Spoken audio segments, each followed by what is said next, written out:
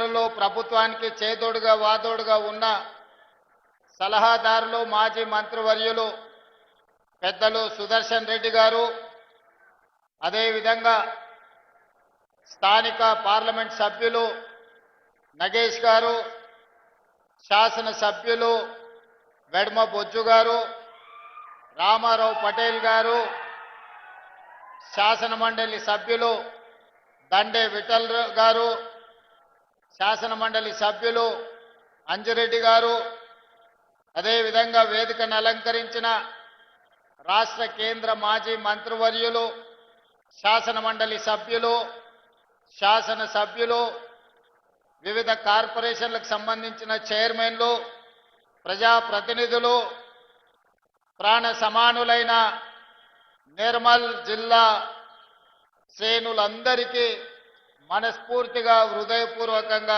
ధన్యవాదాలు, అభినందనలు తెలియజేస్తున్నా.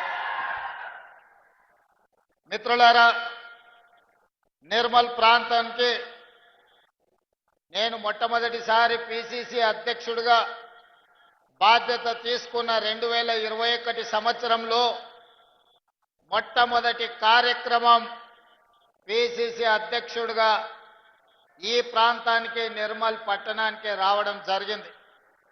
ఆనాడు మీరందరూ వేలాదిగా తరలొచ్చి అండగా నిలబడతాం, ప్రజా సమస్యల మీద కొట్లాడండి, మీకు ఎల్లవేళలా తోడుగా ఉంటామని మీరు ఇచ్చిన భరోసా, మీరిచ్చిన మద్దతే ఈనాడు తెలంగాణ రాష్ట్రానికి ముఖ్యమంత్రిగా తిరిగి మీ ముందు నిలబడడం జరిగింది. అదేవిధంగా నిర్మల్లో మొట్టమొదటి కార్యక్రమమే కాదు, మొట్టమొదటి భారీ బహిరంగ సభ కూడా ఆదిలాబాదు ఉమ్మడి ప్రాంతంలోనే ఇంద్రవెల్లిలో దళిత గిరిజన దండోరా కార్యక్రమాన్ని తీసుకొని ఆనాడు వేలాది మంది కదం దొక్కి ఆశీర్వదించడంతో ఈనాడు ప్రజాపాలన, ప్రజలు కోరుకున్న పరిపాలన ఈరోజు పేదలకు అందుబాటులోకి వచ్చింది. మిత్రులారా, ఆదిలాబాదు జిల్లా అంటే నాకెప్పుడు ప్రత్యేకమైన అభిమానం. ఎందుకంటే ఈ ప్రాంతము పోరాటానికి, పౌరుషానికి గడ్డ.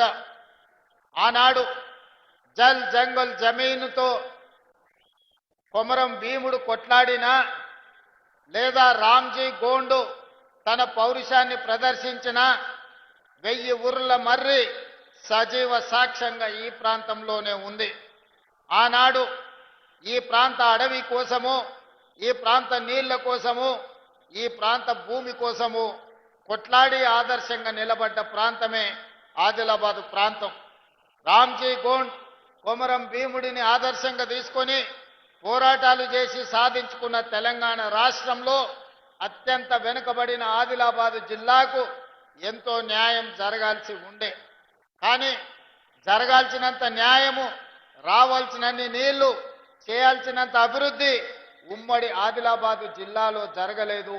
అందుకే ఆదిలాబాదు జిల్లాను పాలమూరు జిల్లాకి ఎంత ప్రత్యేకంగా, నేను ఏ ప్రాంతం నుంచి అయితే వచ్చినో ఆ ప్రాంతానికి ఏ విధంగా నిధులను అందించి అభివృద్ధి చేయాలని అనుకుంటున్నానో, పాలమూరు జిల్లాతో సమానంగా ఆదిలాబాదు జిల్లా అభివృద్ధి కోసం నిధులు ఇస్తానని చెప్పాను. ఖచ్చితంగా ఈ ప్రాంతానికి నిధులు ఇవ్వడమే కాదు, పరిశ్రమలను మంజూరు చేసి ఈ ప్రాంతాన్ని అభివృద్ధి చెయ్యాలని మా ప్రభుత్వము ఉక్కు సంకల్పంతో ముందుకు వెళ్తుంది.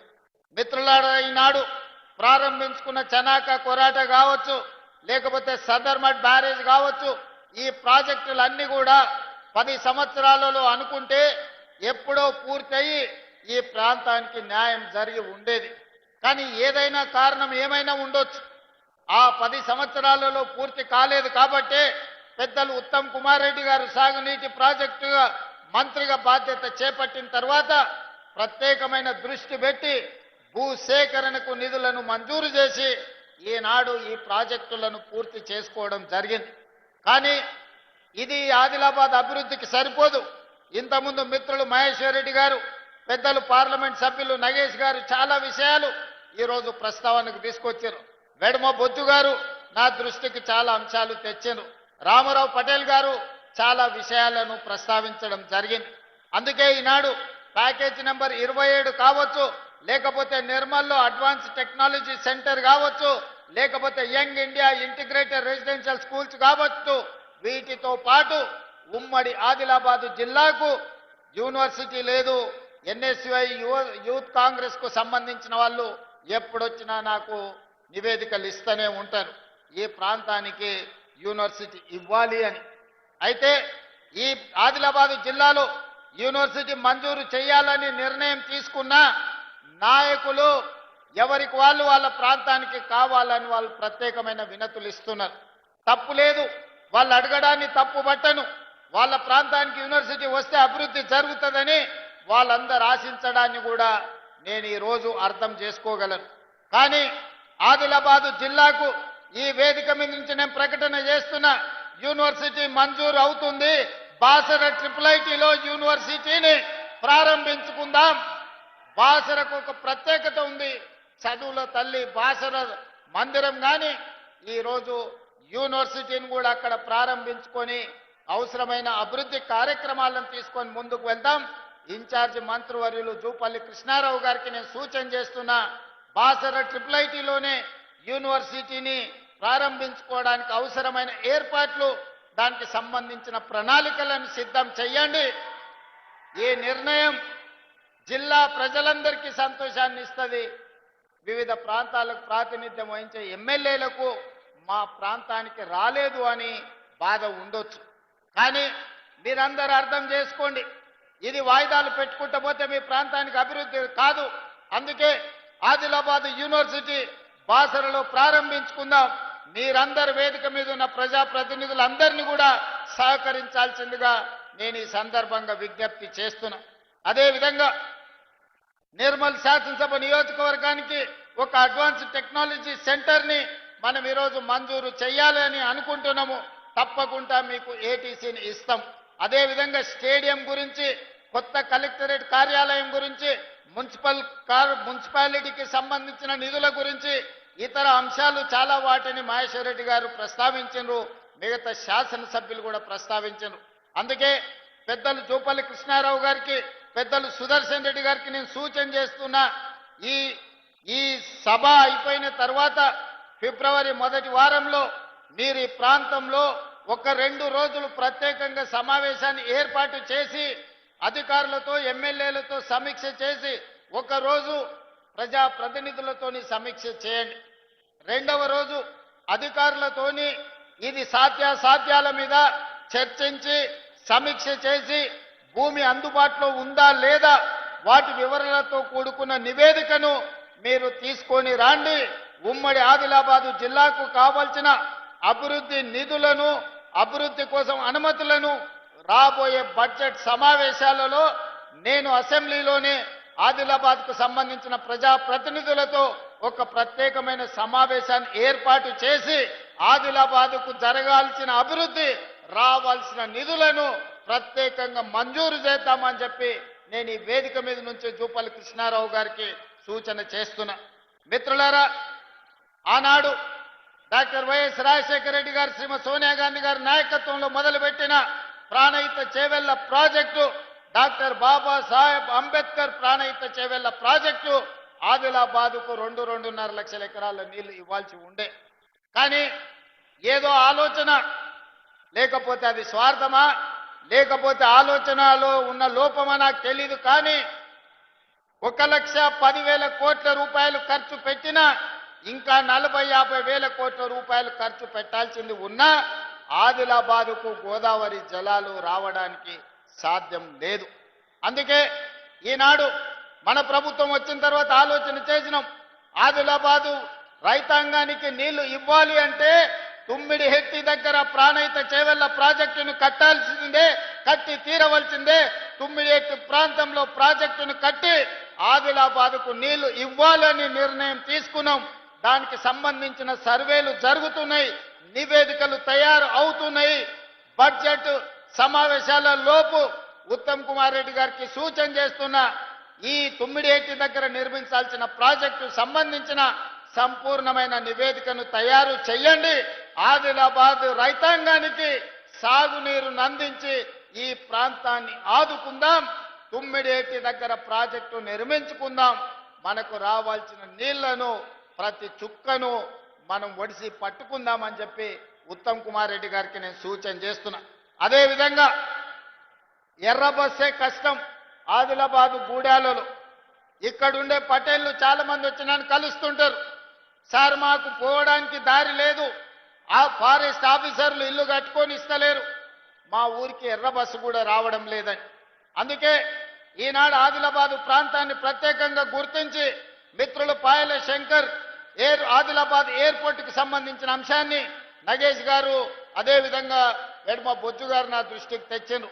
అందుకే ఆదిలాబాదు జిల్లాకి ఎయిర్పోర్ట్ తీసుకొచ్చి ఎర్ర బస్సు రాని ఈ ప్రాంతానికి ఎయిర్ బస్సు తీసుకొచ్చి విమానాలను తీసుకొచ్చే బాధ్యత మన ప్రభుత్వం తీసుకుంటుంది.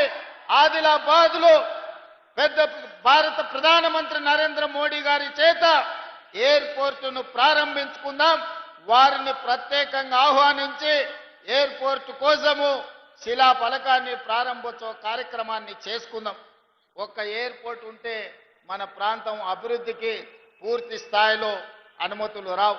అందుకే ఈ ప్రాంతంలో తెలంగాణ రాష్ట్రంలోనే అతి పెద్ద పారిశ్రామిక వాడను ఆదిలాబాదులో చేసుకుందాం. ఇన్ఛార్జ్ మంత్రి గారికి నేను చెప్పిన ఒక 10,000 ఎకరాల భూమిని ఆదిలాబాదులో సేకరించండి. ఈ దేశంలో ఉండే ప్రతి పరిశ్రమను ఆదిలాబాదు జిల్లాకు తీసుకొచ్చి ఇక్కడి నిరుద్యోగ యువతకు ఉద్యోగ ఉపాధి అవకాశాలు కల్పిద్దాం. ఈ ప్రాంతాన్ని ఒక అభివృద్ధి చెందిన పారిశ్రామిక కేంద్రంగా తయారు చేద్దాం. అప్పుడే మీ జిల్లాకు వచ్చిన ఎయిర్పోర్ట్, మీ జిల్లాకు వచ్చిన రోడ్లు, మీ జిల్లాలో కట్టే సాగునీటి ప్రాజెక్టులు, ఈ జిల్లాలో చదువుల కోసం ప్రారంభించుకున్న యూనివర్సిటీలు అన్ని కూడా ఈనాడు అభివృద్ధికి వేదికలుగా మారుతాయి.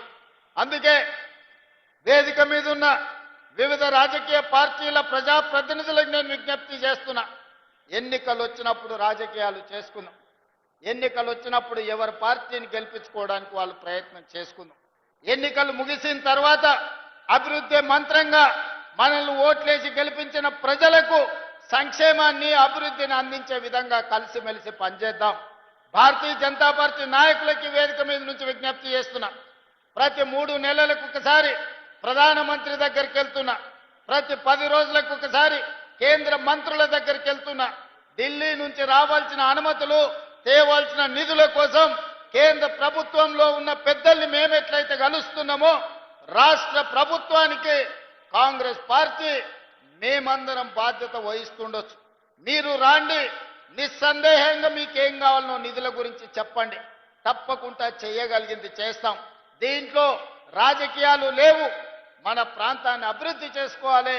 మన మీద విశ్వాసం ఉంచి మనకు ఓట్లేసిన ప్రజలకు మేలు జరగాలి అనంటే ఎమ్మెల్యేలు, ఎంపీలు ఆ ప్రాంతానికి సంబంధించిన సమస్యల్ని ప్రభుత్వం దృష్టికి తీసుకురావాలి. చాలా మంది అంటుంటారు నరేంద్ర మోడీ గారిని పదే పదే రేవంత్ రెడ్డి గారు కలుస్తుంటారని.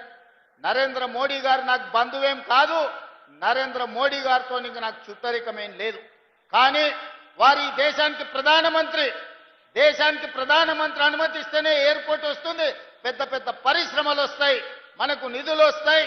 ఇవాళ మనం తుమ్మిడేటి దగ్గర ప్రాజెక్టు కట్టాలి అనంటే మహారాష్ట్ర నుంచి కొన్ని అనుమతులు తీసుకోవాలి. మహారాష్ట్రలో భారతీయ జనతా పార్టీ అధికారంలో ఉంది. ఒకవేళ ముఖ్యమంత్రి గారు మనం అడిగితే, ఒకవేళ ఏదైనా ఆలోచన చేస్తే, నరేంద్ర మోడీ గారు ఒక మాట చెప్తే, అమిత్ షా గారు ఒక మాట చెప్తే మన ప్రాంతానికి మేలు జరుగుద్ది. ప్రజల కోసం, ప్రాంత అభివృద్ధి కోసం, ఈ ప్రాంత నిరుద్యోగ యువకులకు ఉద్యోగ ఉపాధి కోసం ఎవరినైనా కలవడానికి ఒక్క క్షణం కూడా ఆలోచన చెయ్యను. నేను పైరవీల కోసం పోను. పర్సనల్ ఎజెండా నా దగ్గర లేదు. నాకున్నదల్లా చిన్న వయసులోనే ఈ తెలంగాణ రాష్ట్ర ప్రజలు 4 కోట్ల తెలంగాణ బిడ్డలు ఈ రోజు నాకు అవకాశం ఇచ్చి భుజము తట్టి ముఖ్యమంత్రి కుర్చీలో కూర్చోబెట్టారు. మరి దానికి న్యాయం చేయాల్సిన బాధ్యత నా మీద ఉందా లేదా మీరు ఒక్కసారి ఆలోచన చేయండి. ఎవరిని కలిసినా, నేను వెళ్ళినప్పుడు బీజేపీ ఎంపీలు కూడా ఉన్నారు. నేను వెళ్ళేటప్పుడు నా సహచర మంత్రులను కూడా తీసుకెళ్తున్నా. ప్రధానమంత్రి గారికి ఇవ్వాల్సిన గౌరవం ఇచ్చినాం, అడగాల్సిన అనుమతులు అడిగినాం. ఇవాళ తెచ్చుకోవాల్సిన కొన్ని తెచ్చుకున్నాం. ఇవాళ వరంగల్లో ఎయిర్పోర్ట్ వచ్చింది. ఇవాళ మనకు ఆదిలాబాద్ ఎయిర్పోర్ట్ మంజూరు చేస్తామని చెప్పిండ్రు. ఇవన్నీ మనం అడగకుండా వస్తాయా? 10 సంవత్సరాలు వాళ్ళు అడగలేదు. పెద్దలు చెప్పిండ్రు అడగంది అమ్మాయినా పెట్టదని. కేంద్ర ప్రభుత్వానికి ఎట్లా తెలుస్తుంది మనకేం సమస్య ఉందో, ఆ సమస్య ఏ విధంగా పరిష్కారం అవుతుందో? అందుకే ఆ సమస్యల్ని మనం నివేదికల ద్వారా కేంద్ర ప్రభుత్వానికి అందించడం ద్వారా, కేంద్రం నుంచి తెచ్చుకోవాల్సిన మంజూరీలు తెచ్చుకోవడం ద్వారా మన ప్రాంతాన్ని అభివృద్ధి చేసుకుందాం. దానికి సంపూర్ణంగా మీరు సహకరించాల్సిందిగా నేను కోరుకుంటున్నా. 10 సంవత్సరాలు ఏలిన వాళ్ళు ఈ ఆలోచన చేయకపోవడం వల్లనే తెలంగాణ రాష్ట్రానికి తీరని నష్టం జరిగింది. కేంద్రం నుంచి తెచ్చుకోవాల్సిన నిధులు, ఇస్తున్న నిధులు కూడా తీసుకోకపోవడం వల్లనే ఈనాడు తెలంగాణ రాష్ట్రం మీద 8,11,000 కోట్ల రూపాయల అప్పుల భారం పడ్డది. ఇవాళ అప్పే మనకు 30. ఆనాడు పాలకులు చేసిన తప్పులు, వాళ్ళు చేసిన అప్పులు ఈనాడు ఉరితాడై తెలంగాణ రాష్ట్ర ప్రజల యొక్క ఊపిరి తీసే పరిస్థితి వచ్చింది. అందుకే ఈ చిక్కుముళ్లను ఒక్కొక్కటి పరిష్కరించుకుంటూ, సమస్యల్ని దాటుకుంటూ, పేద ప్రజలకు చేయాల్సిన పనులను చేసుకుంటూ ఈరోజు ముందుకెళ్తున్నాం.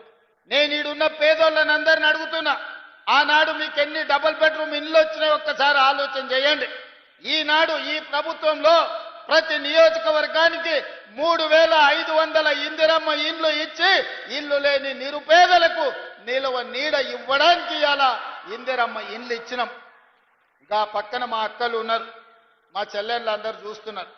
అక్క, ఆనాడు ఎన్నడైనా రేషన్ షాపులు ఇచ్చిన బియ్యం వండి పిల్లలకు భోజనం పెట్టినరా? ఎన్నడైనా ఆ ప్రభుత్వంలో ఇచ్చిన బియ్యం ఎన్నడైనా వండి మీరన్నా తిన్నరా? మన సంటి పిల్లలకన్నా పెట్టినమా? కానీ ఇవాళ ఈ ప్రభుత్వం వచ్చిన తర్వాత, ఉత్తమ్ కుమార్ రెడ్డి గారు మంత్రి బాధ్యతలు చేపట్టిన తర్వాత ఇవాళ సన్న బియ్యం ఇస్తే ప్రతి తల్లి ఆ సన్న బియ్యం తెచ్చి అదే వండి వాళ్ళు తినడమే కాదు, సంటి పిల్లలకి ఇవాళ బుక్కెడు బువ్వ పెడుతుండ్రంటే సన్న బియ్యం ఈ ప్రభుత్వం ఇచ్చిన మాట వాస్తవం కాదా?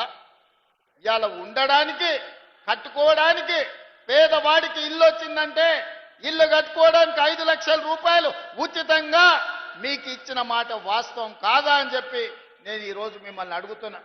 ఇవాళ రైతులను అడుగుతున్న, ఆదిలాబాద్ జిల్లా అంటే రైతులు ఈ ప్రాంతం. ఇవాళ సన్న వడ్లు పండించిన వాళ్ళకు 500 రూపాయల బోనస్ ఉత్తమ్ కుమార్ రెడ్డి గారు మీ ఖాతాలు వేపిస్తున్నాడా లేదా మీరు ఒక్కసారి ఆలోచన చేయండి. ఇవాళ పేదలకు, ప్రతి పేదవాడి ఇంటికి, భూమి ఉన్నోడికి వ్యవసాయానికి ఉచిత కరెంటు ఉంది, కానీ భూమి లేని నిరుపేద ఇంటి బిల్లు కడుతున్నాడు. మరి ఇవాళ మీ అందరికీ 200 యూనిట్ల వరకు 50 లక్షల కుటుంబాలకు, 50 లక్షల ఇళ్లకు ఉచితంగా కరెంటు మీ ఇంటికి వస్తుందా లేదా? మీరు ఇంటికెళ్ళి లైట్ వేసినప్పుడు ఒక్కసారి ఆలోచన చెయ్యండి. ఇవాళ మా అక్కలు ఉండ్రీడ, ఆ ఎల్ల అమ్మగారి ఇంటికి పోవాలన్నా, అమ్మవారిని దర్శించుకోవాలన్నా, బాసర మందిరానికి పోవాలన్నా ఇంటి ఆయన ముందలనో, కన్న కొడుకు ముందలనో చేయి జాపాల్సిన పరిస్థితి. ఆయన దసరాకి అడిగితే ఉగాది ఓదుపో, ఇప్పుడు ఏం తొందర ఉంది, మీ అమ్మగారింటికి పోకపోతే కొంపలు మురుగుతున్నాయని ఇంటి ఆయన అంటే కళ్ళల్లో నీళ్లు పెట్టుకొని మా అక్కలు, మా అమ్మలు మౌనంగా ఉండే.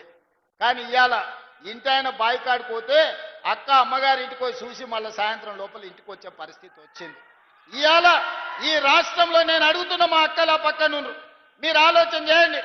మీ తమ్ముడు ఈ రాష్ట్రానికి ముఖ్యమంత్రి అయిన తర్వాత 2 రోజుల్లోనే ఆర్టీసీ బస్సుల్లో ఉచిత ప్రయాణం మీకు ఇయ్యలేదా? రాష్ట్రం నలుమూలల అమ్మగారింటికే కాదు, భద్రాచలం రాముల వారిని దర్శించుకోవాలన్నా, యాదగిరిగుట్ట లక్ష్మీ నరసింహస్వామిని దర్శించుకోవాలన్నా ఇవాళ మీరు ఉచిత బస్సు ప్రయాణంలో చేస్తలేరా? మీరు ఒక్కసారి ఆలోచన చేయండి అక్కలారా. ఆనాడు పావులా వడ్డీ లేదు, సున్నా వడ్డీ లేదు, గుండు సున్నా బండరాయి మీ నెత్తి మీద పెట్టిండు. ఇవాళ స్వయం సహాయక సంఘాలకు 27,000 కోట్ల రూపాయలు ఇవాళ సున్నా వడ్డీ మీద లోన్లు ఇస్తే ఇవాళ మా ఆడబిడ్డల చేతుల్లో నగదు ఆడుతున్నాయి. ఇవాళ మీకు పెట్రోల్ బంకులు ఇప్పించిన, పెట్రోల్ బంకు వ్యాపారం నడిపే మీ అవకాశం ఇచ్చిన, ఆర్టీసీ బస్సుల్లో ఉచిత ప్రయాణమే కాదు, 1000 ఆర్టీసీ బస్సులకు ఆడబిడ్డల్ని యజమానులను చేసి వాళ్ళే బస్సులు కొని ఆర్టీసీ కార్పొరేషన్కి ఇలా బస్సులు తిప్పుతున్నారు. ఇదే కాదు, హైటెక్ సిటీ పక్కన మైక్రోసాఫ్ట్, ఇన్ఫోసిస్ ఇట్లాంటి ఐటీ కంపెనీలు ఉన్నాయి, అమెజాన్లు, లేకపోతే గూగుల్. మరి ఇవాళ ఎవరికి ఉన్నదా? 4 ఎకరాల భూమి మా అక్కలకు మా చెల్లెళ్ళకి ఇచ్చిన శిల్పారామం పక్కన 1000 కోట్ల భూమి, 150 స్టాల్స్, స్వయం సహాయక సంఘాలు నడుపుకోవడానికి 1000 కోట్ల భూమికి యజమానులను చేసి వాళ్ళు తయారు చేస్తున్న వస్తువులను అక్కడ అమ్ముకునేటట్టు పెట్టినాం. అలా నిర్మల్ పెయింటింగ్ అంటే ఇంటి పక్కలోళ్ళకు అమ్ముకునే పరిస్థితి. కానీ ఇవాళ నిర్మల్ పెయింటింగ్లు అమెజాన్లో ఆన్లైన్లో బుక్ చేసుకుంటే ఎక్కడికైనా పంపించే వసతులు ఇవాళ మనము అమెజాన్తో మాట్లాడి ఇవాళ మనం ఆన్లైన్ బిజినెస్కి మన ఆడబిడ్డల్ని వీళ్ళందరినీ ప్రోత్సహిస్తున్నాం. ఇలా ఒక్కొక్కటి వినూత్నంగా మన పిల్లల్ని బాగు చేయాలనే ప్రయత్నం చేస్తున్నాం. అలా ఐటీఐలలో చదువుకున్నోనికి ఏ ఉద్యోగం లేదు. ఐటీఐలో డీజిల్ మెకానికో, ఎలక్ట్రికలో, ప్లంబరో చేస్తే వాడు నేర్చుకునే చదువుకి బయటకు వచ్చినాక చూస్తే ఏంది లేదు. వానికి డీజిల్ మెకానిక్ నేర్పితే అంబాసిడర్ కారులో పని నేర్పేది. బయటకు వస్తే అంబాసిడర్ కారు నన్ను ఉన్నదే, ఉన్నొక్క అంబాసిడర్ కారు కూడా ఫామ్ హౌస్లో షెడ్డుకు పోయింది, లోపల పడ్డది.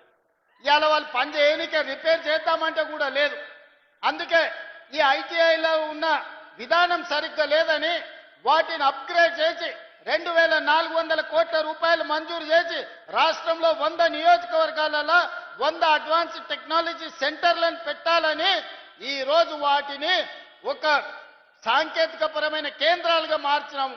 ఇవాళ అక్కడ చదువుకున్న ప్రతి వాడికి ఉద్యోగం వచ్చే విధంగా. ఇంతకుముందు మిత్రుడు మహేశ్వర్ రెడ్డి గారు అడిగినారు మాకు ఐటీఐఓ పాలిటెక్నికో ఇవ్వమని. ఈరోజు నిర్మల్ శాసనసభ నియోజకవర్గానికి అడ్వాన్స్డ్ టెక్నాలజీ సెంటర్ మంజూరు చేస్తున్నాం. మీ దగ్గర ఉన్న యువకులు అందులో పని నేర్చుకొని నైపుణ్యాన్ని పెంపొందించుకొని ఉద్యోగ ఉపాధి అవకాశాలు తెచ్చుకోండి. ఇట్లా ఒకటొకటిగా అది సాగునీరు కావచ్చు, అది తాగునీరు కావచ్చు, అది పరిశ్రమలు కావచ్చు, అది వ్యవసాయం కావచ్చు, అది విద్య కావచ్చు, వైద్యం కావచ్చు, ఇవాళ బడులు కావచ్చు, గుడులు కావచ్చు. ఇవాళ మీరందరూ చూసిండ్రు ఇంద్రవల్లిని పర్యాటక కేంద్రంగా చేయలేదా? నాగోప జాతరకు నిధులు ఇవ్వలేదా? ఇప్పుడు మా బొచ్చు ఇంకా 22 కోట్లు కావాలంటున్నాడు. తప్పకుండా నాగోప జాతరకి 22 కోట్ల రూపాయలు మంజూరు చేసి అభివృద్ధి చేస్తాం. నిన్న మీరు చూసిండ్రు సమ్మక్క సారలమ్మ జాతర 29వ తారీఖు నాడు ప్రారంభం కాబోతుంది. 300 కోట్ల రూపాయలతోని దేవాలయాన్ని పునర్నిర్మించినాం. మన పౌరుషానికి ప్రతీక అయినమ్మ సమ్మక్క సారలమ్మ మందిరాన్ని గొప్పగా ప్రపంచ స్థాయిలో గుర్తింపు వచ్చే విధంగా సౌత్ కుంభమేళా లాగా ఇవాళ నిరంతరం పనులు జరుగుతున్నాయి. 19వ తారీఖు నాడు మందిరాన్ని మనం ప్రారంభించుకోబోతున్నాం. ఇవన్నీ పేదోళ్ళ కోసం ఈ పేదల ప్రభుత్వం చేస్తున్న అభివృద్ధి కాదా? ఇవాళ హైదరాబాదు నగరంలో చిన్న చిన్న కాలనీలో గేటెడ్ కమ్యూనిటీలో కాదు ప్రపంచంతో పోటీ పడే విధంగా భారత్ ఫ్యూచర్ సిటీ 30,000 ఎకరాలలో ఎయిర్పోర్టుకు కూతవేటు దూరంలో ఒక గొప్ప నగరాన్ని ఈరోజు మన ప్రభుత్వం నిర్మిస్తుంది. ప్రపంచంలో ఉన్న ప్రతి సంస్థ ఆ నగరంలో పెట్టుబడులు పెట్టబోతుంది. ఇవన్నీ కూడా మన భవిష్యత్ తరాల కోసమే కదా. ఆనాడు 430-40 ఏళ్ల కింద నిజాం హైదరాబాదు నగరాన్ని విస్తరిస్తే ఇవాళ ప్రపంచానికే పర్యాటక కేంద్రంగా మారింది. ప్రపంచానికే పెట్టుబడులకు స్వర్గధామంగా మారింది హైదరాబాద్. ఆ రోజు నాకెందుకని ఆయన అనుకుని ఉంటే ఇవాళ ఇన్ని లక్షల మందికి ఉద్యోగ ఉపాధి అవకాశాలు వస్తుండేనా? అందుకే ఇవాళ ఎయిర్పోర్టు పక్కన 30,000 ఎకరాలల్లో ప్రపంచంలోనే గొప్ప నగరాన్ని ఇవాళ మన ప్రభుత్వం నిర్మించే ప్రయత్నం చేస్తే ఆయన ప్రభుత్వాన్ని పట్టుకొని రియల్ ఎస్టేట్ బ్రోకర్లు మీరందరూ అధికారంలో ఉన్నారని మాట్లాడుతున్నారు. నేను అడగదలుచుకున్నా 40 ఏళ్ల రాజకీయ అనుభవం, ఎమ్మెల్యేగా, రాష్ట్ర మంత్రిగా, ఎంపీగా, కేంద్ర మంత్రిగా, పార్టీ ప్రెసిడెంట్గా 10 సంవత్సరాలు ముఖ్యమంత్రి చేసి ఈనాడు ప్రధాన ప్రతిపక్ష నాయకుడిగా ఉన్న పెద్ద మనిషి మాట్లాడే మాటలేనా? అభివృద్ధి చేస్తుంటే చేతనైతే నీ అనుభవంతోనే ఆశీర్వదించు, నీ అనుభవాన్ని ఉపయోగించి మాకు సూచనలు చేయి. ఒకవేళ ఏది నీకు ఇష్టం లేకపోతే మౌనంగా ఫామ్ హౌస్లోనే పడుకో, మేము వద్దంటలేం. కానీ వెనకటికి పురాణాలలో మనం చూసినాం శుక్రాచార్యుని శిష్యులు మారీచుడు, సుబాహుడు అని రాక్షసులు ఉండేటోళ్ళు. దేవతలు యజ్ఞాలు యాగాలు చేస్తే శుక్రాచార్యుడి సూచనతోని మారీచుడు సుబాహుడు వచ్చి ఆ యాగాలను యజ్ఞాలను భగ్నం చేసేటోళ్ళు. లాస్ట్కి ఏమైందే? రాముడి చేతులు సచ్చింది. ఇవాళ కూడా శుక్రాచార్యుడు ఫామ్ హౌజులుండు ఓ మారీచుడు ఓ సుబాహుడు అసెంబ్లీకి వచ్చి అడ్డం పడుతున్నారు బావా బామ్మార్దుల ముసుగులో. చివరికి రాజకీయంగా మీకు సమాధి అవుతుంది తప్ప ఇందులో మీకు వచ్చేది ఏమీ లేదు. అందుకే వాళ్ళకు కనువిప్పు కలగాలి, దేవుడు వాళ్ళకు కనువిప్పు కలిగించాలి. 10 సంవత్సరాల అధికారాన్ని అనుభవించను, 8 లక్షల కోట్ల రూపాయలు అప్పు చేసిను, 1000 కోట్ల రూపాయల దోపిడీ చేసిను. ఇప్పుడు ప్రజలకు మేలు జరుగుతుంది, ప్రజలకు సహాయం అందించాలనే ప్రయత్నం చేస్తున్నాం. మీరు ఆశించినవన్నీ ఒకటేసారి జరగకపోవచ్చు, కానీ విడతల వారిగా మనం సమస్యలు పరిష్కరించుకుంటున్నాం. కుటుంబంలో ఉండే సమస్యలు కూడా అన్నీ ఒకటేసారి పరిష్కారం అవుతాయా? మా అక్కల్ని అడుగుతున్నా, బిడ్డ పెళ్లి చేస్తే వడ్డానం అడుగుతుంది, మనం ముందే ఏం చెప్తాం? చెవులకు దుద్దులు చేసుకో, చేతికి ఉంగరం చేసుకో బిడ్డ, మళ్ళీ పంట వన్నాక నీకు ఏదైనా చేపిస్తాడు. నిజంగానే మన బిడ్డకు చేపియొద్దని మనకు ఉంటుందా? ఏ తల్లికైనా తన దగ్గర ఉన్నదంతా తీసి బిడ్డకి ఏదో ఒకటి పెట్టాలనుకుంటారు, కానీ సంసారం సహకరించకపోతే, పరిస్థితులు అనుకూలించకపోతే కొన్నిసార్లు వాయిదా చేసుకుంటారు. ప్రభుత్వం కూడా సంసారమే కదా, మీ అందరికీ చెయ్యాలన్నదే కదా నా ఆలోచన. మీకోసమే కదా మేము ఇక్కడ ఉన్నది. మేము ఏ ఒక్క రూపాయి ఇంటికి తీసుకెళ్ళాలి కదా. ఇండ్లు ఇచ్చినా, బియ్యం ఇచ్చినా, రేషన్ కార్డులు ఇచ్చినా, 10 ఏళ్ళు రేషన్ కార్డులు ఇచ్చే దిక్కు లేదు. ఇవాళ లక్షలాది రేషన్ కార్డులు ఇవాళ పేదలకు ఇచ్చిన మాట వాస్తవం కాదా? ఇవన్నీ ఒకటొకటిగా చేసుకుంటూ వస్తున్నాం. ఇంకా చేయాల్సింది ఉంది. మీరు ఆశీర్వదించండి, మీరు అండగా నిలబడండి. ఈ తెలంగాణ రాష్ట్రాన్ని దేశంలోనే అభివృద్ధి చెందిన మొదటి రాష్ట్రంగా తీర్చిదిద్దుకుందాం. మొన్న జరిగిన సర్పంచ్ ఎన్నికల్లో విలక్షణమైన తీర్పు ప్రజలు ఇచ్చిండ్రు. 66% ఆశీర్వదించి నెంబర్ 1గా నిలబెట్టిండ్రు. రాబోయే మున్సిపల్ ఎన్నికల్లో కూడా నా సూచన, మంచి వాళ్ళని గెలిపించండి, మంత్రులతోని పనులు చేయించుకునేటోళ్ళని గెలిపించండి, ఊరి సమస్యల్ని, బస్తీ సమస్యల్ని అవగాహన ఉన్నోళ్ళని గెలిపించండి. 10 రూపాయలకు మనం ఓటేస్తే 100 రూపాయలు వాడు కొల్లగొడతాడు. అందుకే మనమంటే ఇష్టపడేటోడు, మన సమస్యల్ని పరిష్కరించటోని గెలిపించండి. నేను వాళ్ళని గెలిపించండి, వీళ్ళని గెలిపించండి అని అనట్లేదు. ప్రజల ప్రభుత్వంతో కలిసి పనిచేసేటోళ్ళని గెలిపిస్తే మన ప్రాంత సమస్యలు పరిష్కారం అవుతాయి. తొందరలోనే మున్సిపల్ ఎన్నికలు జరుగుతున్నాయని టీవీలలో, పేపర్లలో వస్తుంది. మున్సిపల్ ఎన్నికలు వచ్చినప్పుడు మంచోన్ని గెలిపించుకోండి, మనోన్ని గెలిపించుకోండి, మంచిగా మీ సమస్యల్ని పరిష్కరించేటోని గెలిపించుకోండి. అప్పుడే మీ ప్రాంతాలకు అభివృద్ధి జరుగుతుంది. ఇవాళ నేను ముఖ్యమంత్రి ఈడికి వచ్చిన అంటే బీజేపీ ఎమ్మెల్యేలైనా వాళ్ళు వచ్చి అడిగినారు కాబట్టి ఇవాళ మంజూరు చేస్తానని నేను చెప్పిన. వాళ్ళు ఈ సభకు రాకుండా, ఈ సభలో అడగకుండా, మీ సమస్యలు ప్రస్తావించకపోతే మీకు అన్యాయం జరిగి ఉండేది కదా. నా సూచన ఒక్కటే, ఎన్నికలప్పుడే రాజకీయాలు చేద్దాం, ఎన్నికల తర్వాత అభివృద్ధిలో కలిసి నడుద్దాం. ఇవాళ మహేశ్వర్ రెడ్డి గారైనా, వెడమ బొజ్జు గారైనా, రామారావు పటేల్ గారైనా, ఈ వేదిక మీద ఉన్న ఎమ్మెల్యేలు, ఎమ్మెల్సీలు ఏవైతే విషయాలను నా దృష్టికి తీసుకొచ్చిండ్రో వాటన్నిటిని కూడా మా ఇన్ఛార్జ్ మంత్రి గారికి సూచన చేస్తున్నా. మీరు ఫిబ్రవరి మొదటి వారంలో మీరు సుదర్శన్ రెడ్డి గారు వచ్చి కూర్చొని ఒక రోజంతా ప్రజాప్రతినిధులతోని, 2వ రోజు అధికారులతోని సమీక్ష చేసి రేపటి బడ్జెట్ సమావేశాలకు ఆదిలాబాద్ కోసం ప్రత్యేకమైన నివేదిక తయారు చేయండి. బడ్జెట్లోనే నిధులను పెట్టి ఈ ప్రాంతాన్ని అభివృద్ధి చేయడానికి మనం సంపూర్ణంగా సహకరిద్దామని తెలియజేస్తున్నా. మిత్రులారా, మీకు అందరికీ అనిపించవచ్చు అన్నేందబ్బా సప్పగా మాట్లాడుతుండు, ఏం చెప్తలేడా. నేను ఓడిపోయిన వాళ్ళ గురించి, పడిపోయిన వాళ్ళ గురించి మాట్లాడదలుచుకోలేదు. నిర్ణయం తీసుకున్నా. ఒక్క ఏటుకు పోయాడ వండుకున్నారు. వెనకటికి టైసన్ నాకౌట్ కొట్టింది కదా, ఒక దెబ్బకి అన్నీ అయిపోయినట్టు. అన్నీ అయిపోయినాయి. ఇప్పుడు మనం పని చేయాలి. అందుకే వాళ్ళ గురించి, వీళ్ళ గురించి ఏదేదో మాట్లాడాలని నేను అనుకుంటలేను. నాకు ఇచ్చిన బాధ్యతతోని మీకందరికీ పని చెయ్యాలి, సేవ చెయ్యాలి అనుకుంటున్నా. మేము పాలకులం కాదు, మేము సేవకులము.